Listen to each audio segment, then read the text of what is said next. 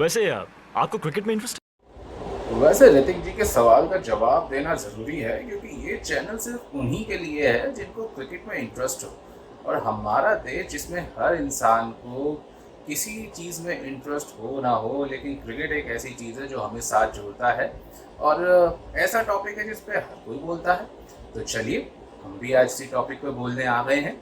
आपको मैं बताना चाहूँगा कि मैं हूँ आपका दोस्त अनुज, और हाँ, बहुत दिनों के बाद आपसे मुलाकात हो रही है, लेकिन देर आए दुरुस्त आए।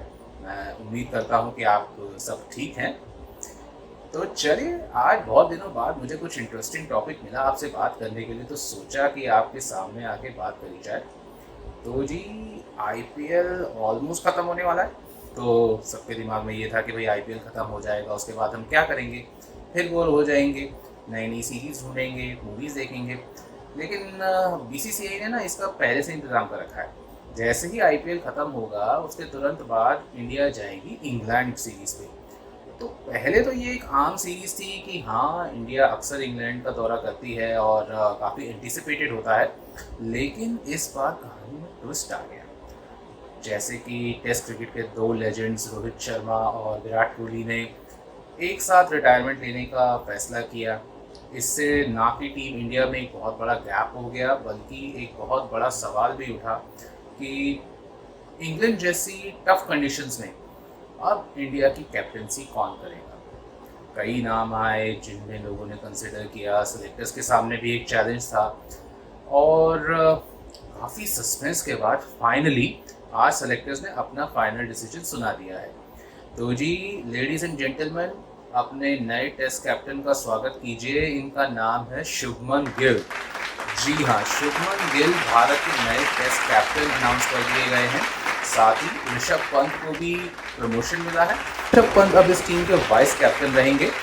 तो एक नई एरा की शुरुआत हुई है जहां पे शुभमन गिल और ऋषभ पंत अब टेस्ट टीम की बागडोर संभालेंगे। मैं और कई क्रिकेट प्रेमी ये समझ रहे थे कि अगर हम प्रीवियस एक्सपीरियंस को देखें तो जसप्रीत बुमराह एक टॉप कंटेंडर के रूप में आगे आ रहे थे। लेकिन जब मैंने खबर पढ़ी और डिटेल में ये इन्फॉर्मेशन निकाली, तो सेलेक्टर्स का साफ कहना था कि जसप्रीत बुमराह कभी भी कंटेंशन में थे ही नहीं। उनका मानना है कि जसप्रीत बुमराह जो कि तीनों फॉर्मेट खेलते हैं, उनकी अक्सर इंजरीज को लेके प्रॉब्लम्स होती रहती हैं। तो कैप्टनसी का एक्स्ट्रा भार डाल के वो उनका वर्कलोड नहीं बढ़ाना चाहते थे, और वर्कलोड मैनेजमेंट के नाम पर जसप्रीत बुमराह को कंसिडर ही नहीं किया गया टेस्ट कैप्टनसी के लिए। बाकी इसके साथ साथ आज इंडिया का इंग्लैंड टूर के स्क्वाड की भी डिक्लेरेशन हुई है। कई सरप्राइजेस हुए। सबसे बड़ा सरप्राइज तो ये है कि जो हम सब सोच रहे थे वो होगा, लेकिन हुआ नहीं। मोहम्मद शामी का नाम 18 प्रोबेबल खिलाड़ियों में नहीं है। अब इसमें बीसीसीआई की तरफ से कोई क्लियर स्टेटमेंट नहीं आई है कि ये कुछ इंजरी को लेकर है या परफॉर्मेंस बेस्ड है, क्योंकि देखा जाए तो चैंपियंस ट्रॉफी में जो शामी ने कमाल किया, आईपीएल में उसका कुछ भी रंग दिखा नहीं। आईपीएल में वो मोस्टली आउट ऑफ फॉर्म ही दिखे, और हो सकता है कि टीम अभी उनके ऊपर ज़्यादा बोझ नहीं डालना चाहती। तो बुमराह के साथ आपको इस बार एक इनएक्सपीरियंस्ड बॉलिंग लाइनअप को देखना पड़ सकता है। एक और चीज़ का मैं आपको बताना चाहूँगा कि टेस्ट स्क्वाड के अंदर कुछ नए नामों की एंट्री भी हुई है अपने बेहतरीन प्रदर्शन के साथ। साई सुदर्शन, अर्शदीप सिंह, करुण नायर और शार्दुल ठाकुर, इन सब ने 18 मेंबर स्क्वाड में अपनी जगह बनाई है। करुण नायर और अर्शदीप सिंह की टेस्ट टीम में वापसी हुई है एक लंबे समय के बाद। करुण नायर ने आईपीएल में अपनी अच्छी फॉर्म को दोहराया और दिखाया कि अभी भी उनमें दम है, और एक लंबे समय से रणजी में अच्छा परफॉर्म करने के साथ ही उनको ये जगह मिली है। लेकिन मैं आप लोगों से ये जानना चाहूँगा कि 25 वर्षीय शुभमन गिल जो भारतीय टेस्ट कैप्टन बने हैं, इतिहास में 5वें सबसे यंगेस्ट टेस्ट कैप्टन बने हैं इंडिया के, आपको क्या लगता है?